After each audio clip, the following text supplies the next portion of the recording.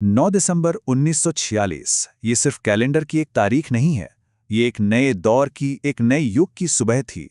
ये वो दिन था जब सदियों पुरानी एक महान सभ्यता ने गुलामी की जंजीरों को तोड़कर अपनी तकदीर खुद लिखने का फैसला किया था। और इस ऐतिहासिक, इस बहुत बड़े मिशन का प्रतीक वो थी ये मोहर, संविधान सभा की आधिकारिक मोहर। ये सिर्फ एक निशान नहीं था, बल्कि ये करोड़ों लोगों की उम्मीदों और उनके सपनों का प्रतीक था, जिन्हें एक दस्तावेज में बड़ी खूबसूरती से पिरोया जाना था। तो चलिए आपको सीधे उसी पल में ले चलते हैं। जगह है नई दिल्ली का कॉन्स्टिट्यूशन हॉल। समय सुबह के 11 बजे। हवा में एक अजीब सी गंभीरता भी थी और एक नई उम्मीद की खुशबू भी, क्योंकि यहाँ इसी हॉल के अंदर एक पूरे राष्ट्र का मुस्तकबिल लिखा जाना था। और बस इसी तारीखी माहौल में हमारे राष्ट्र ने अपना पहला कदम आगे बढ़ाया। भारतीय संविधान सभा की पहली बैठक शुरू हुई। ये आज़ाद और संप्रभु भारत बनाने की दिशा में एक बहुत ही निर्णायक पल था।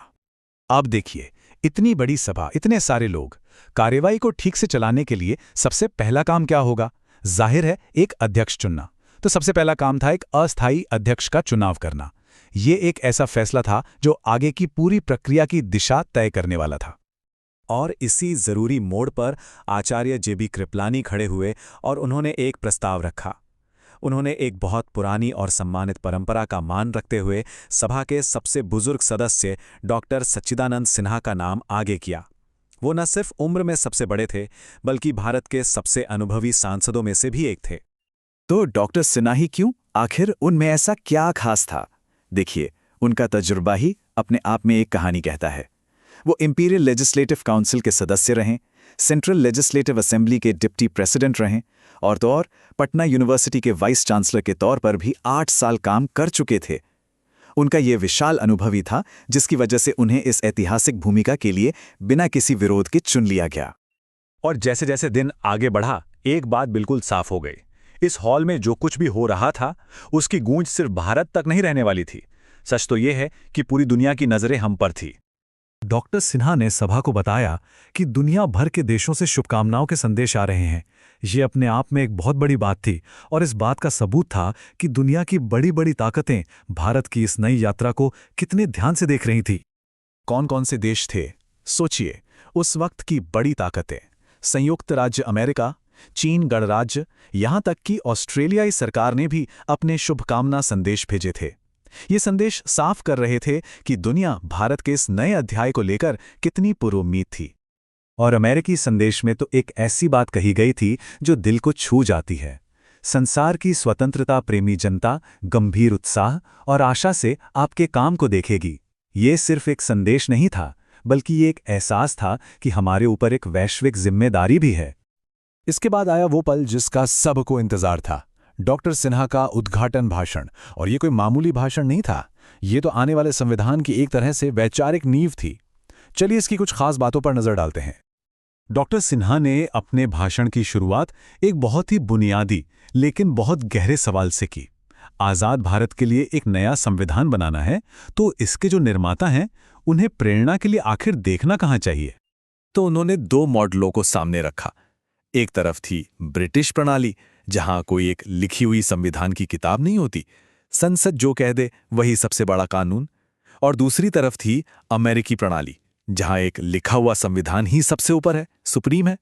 डॉक्टर सिन्हा ने साफ साफ कहा कि भारत के लिए अमेरिकी मॉडल कहीं बेहतर रहेगा, जहां कानून का राज किसी भी सरकार या संसद से ऊपर हो।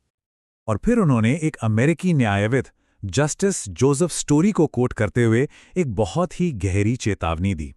ये एक सीधी चेतावनी थी कि लोकतंत्र को बनाए रखने की जिम्मेदारी सिर्फ नेताओं की नहीं, बल्कि हर एक नागरिक की है। लेकिन उन्होंने अपनी बात सिर्फ एक चेतावनी पर खत्म नहीं की। उन्होंने आखिर में उम्मीद और भारत की मजबूती का एक बहुत शक्तिशाली संदेश दिया। और ये संदेश उन्होंने दिया शायर इकबाल की इस अमर पंक्तियों के जरिए। ये इस बात का प्रतीक था कि भारत, जिसने अनगिनत तूफानों का सामना किया है, इस चुनौती से भी और मजबूत होकर ही उभरेगा। तो भाषण हो गए, माहौल बन गया। अब वक्त था असल काम शुरू करने का। अब सभा ने अपना पहला औपचारिक काम शुरू किया। अब औपचारिक कार्रवाई शुरू हुई। एक एक करके सदस्यों को बुलाया गया, उन्हें अपने परिचय पत्र दिखाने थे और फिर उस आधिकारिक रजिस्टर पर दस्तखत करने थे। इसी के साथ वो औपचारिक रूप से संविधान सभा का हिस्सा बन जाते। ये प्रक्रिया प्रांत के हिसाब से आगे बढ़ी।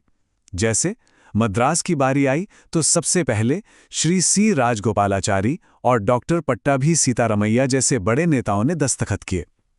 हर दस्तखत के साथ एक नए राष्ट्र की नींव का पत्थर रखा जा रहा था। और उस रजिस्टर पर सिर्फ नाम नहीं लिखे जा रहे थे, इतिहास लिखा जा रहा था।